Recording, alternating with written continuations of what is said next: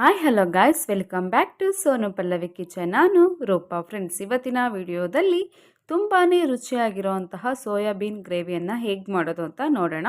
ನೀವೇನಾದರೂ first time ನನ್ನ ಚಾನಲ್ಗೆ ವಿಸಿಟ್ ಮಾಡಿದರೆ ಪ್ಲೀಸ್ ನನ್ನ ಚಾನಲ್ನ ಸಬ್ಸ್ಕ್ರೈಬ್ ಮಾಡ್ಕೊಳ್ಳಿ, ಹಾಗೆ ಲೈಕ್ ಮಾಡಿ, ಶೇರ್ ಮಾಡಿ. ಫ್ರೆಂಡ್ಸ್, ಬನ್ನಿ ಇವತ್ತಿನ ವಿಡಿಯೋನ ಶುರು ಮಾಡೋಣ. ಮೊದಲಿಗೆ ನಾನಿಲ್ಲಿ ಒಂದು ಬಟ್ಲು ತೊಗೊಂಡಿದ್ದೀನಿ, ಅದಕ್ಕೆ ಒಂದು ಬೌಲ್ನಷ್ಟು ಸೋಯಾಬೀನನ್ನು ಸೇರಿಸ್ಕೊಂಡಿದ್ದೀನಿ. ನಿಮಗೆ ಗ್ರೇವಿ ಜಾಸ್ತಿ ಇಷ್ಟ ಅನಿಸಿದ್ರೆ ನೀವು ಸೋಯಾಬೀನನ್ನು ಜಾಸ್ತಿಯಾಗಿ ತಗೋಬೇಕಾಗುತ್ತೆ. ಇದಕ್ಕೆ ನಾನು ಒಂದು 3 ಸಲ ನೀರನ್ನು ಸೇರಿಸ್ಕೊಂಡು ಚೆನ್ನಾಗಿ ವಾಶ್ ಮಾಡ್ಕೊಂಡಿದ್ದೀನಿ. ನೋಡ್ಬೋದು, ನಾನಿಲ್ಲಿ ಸುಮಾರು ಒಂದು 3 ಸಲ ಚೆನ್ನಾಗಿ ವಾಶ್ ಮಾಡ್ಕೊಂಡಿದ್ದೀನಿ. ನಂತರ ಒಂದು 10 ನಿಮಿಷ ನೆನೆಯಲಿಕ್ಕೆ ಬಿಟ್ಟಿದ್ದೀನಿ.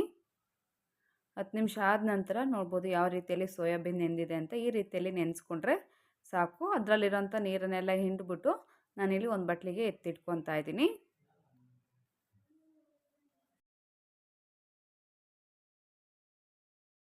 ಖಂಡಿತ ಈ ವಿಧಾನದಲ್ಲಿ ಒಂದ್ಸಲ ಟ್ರೈ ಮಾಡಿ. ಖಂಡಿತ ನೀವು ಪದೇ ಪದೇ ಇದೇ ವಿಧಾನದಲ್ಲಿ ಟ್ರೈ ಮಾಡ್ತೀರಾ. ಈಗ ಇದನ್ನೆಲ್ಲ ನಾನು ಒಂದು ಬಟ್ಲಿಗೆ ಎತ್ತಿಟ್ಕೊಂಡಿದ್ದೀನಿ.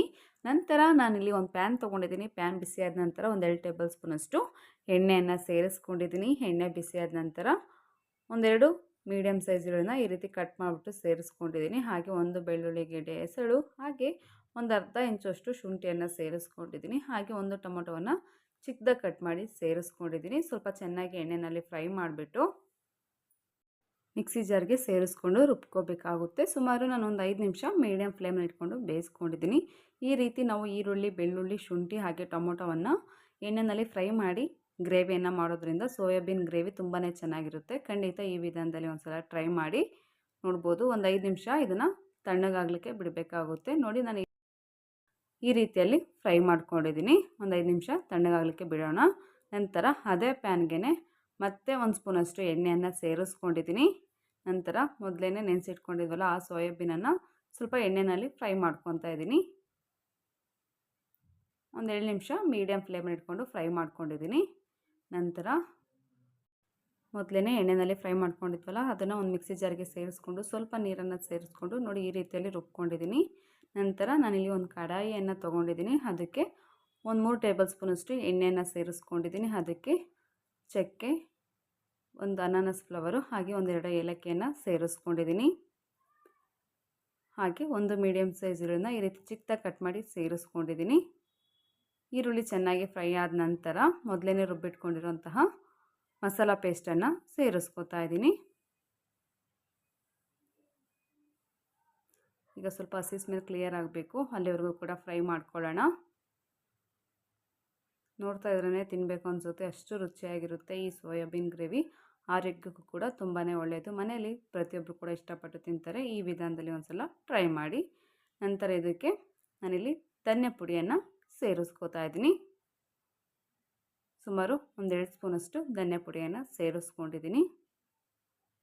ಹಾಗೆ ಒಂದು ಅರ್ಧ ಸ್ಪೂನಷ್ಟು ಚಿಲ್ಲಿ ಪೌಡರನ್ನು ಸೇರಿಸ್ಕೊಂಡಿದ್ದೀನಿ. ನಿಮ್ಮ ಖಾರಕ್ಕೆ ಅನುಗುಣವಾಗಿ ನೋಡಿಕೊಂಡು ನೀವು ಚಿಲ್ಲಿ ಪೌಡರನ್ನು ಸೇರಿಸ್ಕೋಬೇಕಾಗುತ್ತೆ. ನಂತರ ಒಂದು ಅರ್ಧ ಸ್ಪೂನಷ್ಟು ಗರಂ ಮಸಾಲವನ್ನು ಸೇರಿಸ್ಕೊಂಡಿದ್ದೀನಿ. ಈಗ ಮಸಾಲೆ ಎಲ್ಲ ಒಂದು ರೀತಿಯಲ್ಲಿ ಚೆನ್ನಾಗಿ ಮಿಕ್ಸ್ ಮಾಡ್ಕೊಳ್ಳೋಣ.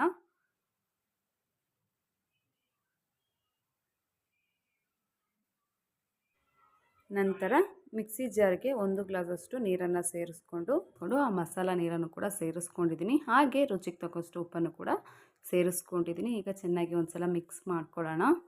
ತುಂಬಾ ರುಚಿಯಾಗಿರುತ್ತೆ.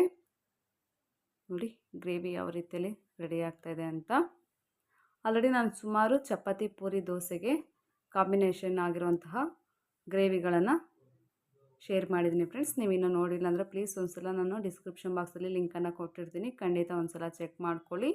ನಂತರ ಮೊದಲೇ ಫ್ರೈ ಮಾಡಿಟ್ಕೊಂಡಿರುವಂತಹ ಸೋಯಾಬೀನನ್ನು ಸೇರಿಸ್ಕೊಂಡಿದ್ದೀನಿ. ನೋಡಿ, ಮಸಾಲೆ ಎಲ್ಲ ಚೆನ್ನಾಗಿ ಹೊಂದ್ಕೋಬೇಕು ಸೋಯಾಬೀನ್ಗೆ, ಆಗಲೇ ತುಂಬಾ ರುಚಿಯಾಗಿರುತ್ತೆ. ನೋಡಿ, ಮತ್ತೆ ಇದಕ್ಕೆ 1 ಗ್ಲಾಸಷ್ಟು ನೀರನ್ನು ಸೇರಿಸ್ಕೊತಾ ಇದ್ದೀನಿ. ಸ್ವಲ್ಪ ಗ್ರೇವಿ ಜಾಸ್ತಿಯಾಗಿ ಬೇಕು, ಹಾಗಾಗಿ 1 ಗ್ಲಾಸಷ್ಟು ಸೇರಿಸ್ಕೊಂಡಿದ್ದೀನಿ ನೀರನ್ನು. ಹಾಗೆ ಇದಕ್ಕೆ ಚಿಕ್ಕದಾಗಿ ಹೆಚ್ಚಿಟ್ಟಿರುವಂತಹ ಕೊತ್ತಂಬರಿ ಸೊಪ್ಪನ್ನು ಕೂಡ ಸೇರಿಸ್ಕೊಂಡಿದ್ದೀನಿ. ಈ ರೀತಿ ಕಂಪ್ಲೀಟಾಗಿ ಒಂದು ಸಲ ಮಿಕ್ಸ್ ಮಾಡ್ಕೋಬೇಕಾಗುತ್ತೆ.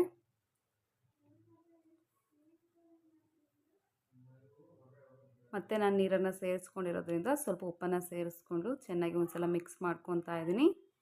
ನಂತರ ಒಂದು ಲಿಡ್ ಕ್ಲೋಸ್ ಮಾಡಿ ಸುಮಾರು ಒಂದು 10 ನಿಮಿಷ ಬೇಯಿಸ್ಕೊತಾ ಇದ್ದೀನಿ. 10 ನಿಮಿಷ ಆದ ನಂತರ ನೋಡಿ ಪರ್ಫೆಕ್ಟಾಗಿ ನಮ್ಮ ಸೋಯಾಬೀನ್ ಗ್ರೇವಿ ರೆಡಿಯಾಗಿದೆ.